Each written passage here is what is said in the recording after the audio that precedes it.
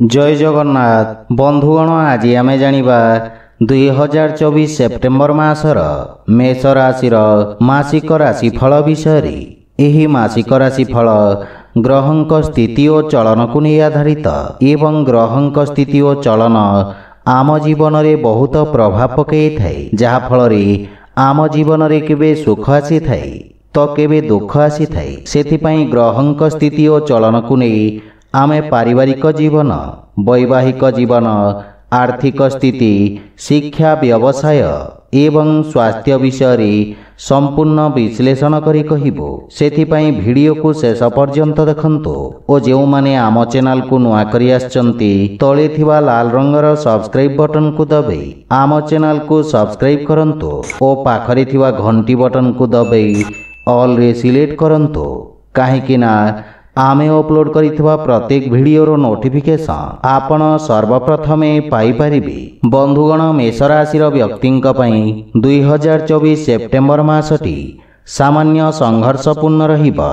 किंतु क्यारियर तथा कार्यक्षेत्र दृष्टि मासटी महत्वपूर्ण साब्यस्त हेब। दशम भावर स्वामी शनि वक्री स्थिति रे आपणक एकादश भाव विराजित अछंती एवं एकादश भाव पंचम भावरु सूर्यंक पूर्ण दृष्टि रहिबा, जहा फल रे आपणको कार्यक्षेत्र रे कठिन स्थितिर सामना करिबाको पड़िबा।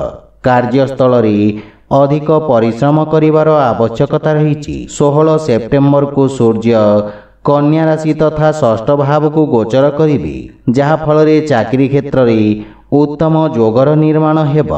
कर्मस्थल रे सहकर्मींक व्यवहार मध्यम रहिबा, किछि आपणक सहयोग करिबे तो किछि आपणक विरुद्ध रे रहिबे, सेथिपाई विशेष सावधान रहंतु।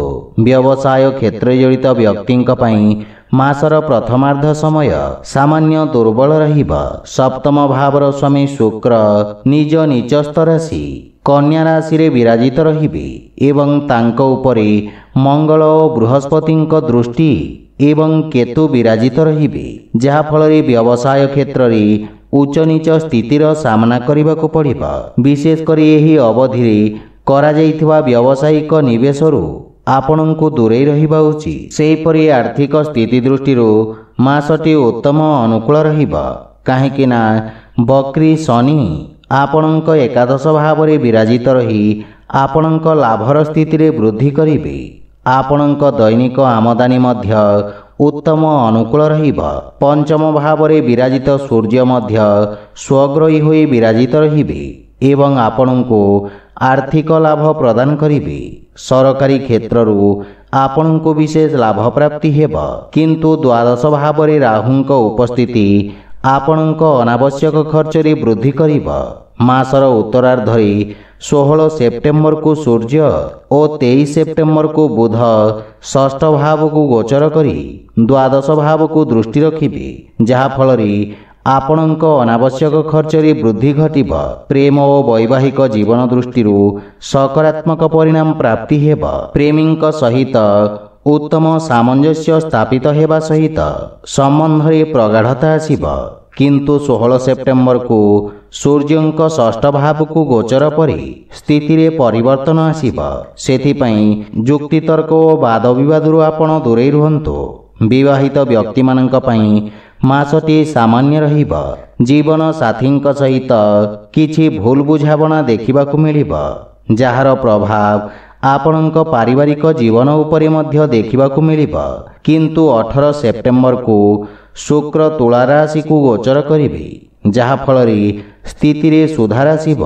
पारिवारिक जीवन दृष्टि मध्य द्वितीय भावर स्वामी शुक्र मासर प्रथमार्ध पीड़ित अवस्था रहिबे, जहा फल पारिवारिक जीवन रे किछि समस्या देखा देई पारे एवं पैतृक संपत्ति संबंधित किछि वाद विवादर सामना करबाकू पड़िबा। सेथिपाई विशेष सावधान रहंतु। सेहीपरि स्वास्थ्य दृष्टि मासटी सामान्य दुर्बल रहिबा।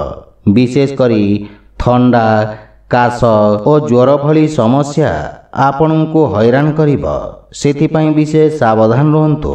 आपणक पई प्रतिकार हला आपण प्रत्यह हनुमानंक पूजार्चना करी हनुमान चालीसार पाठ करंतु, शुभफल पाइबे।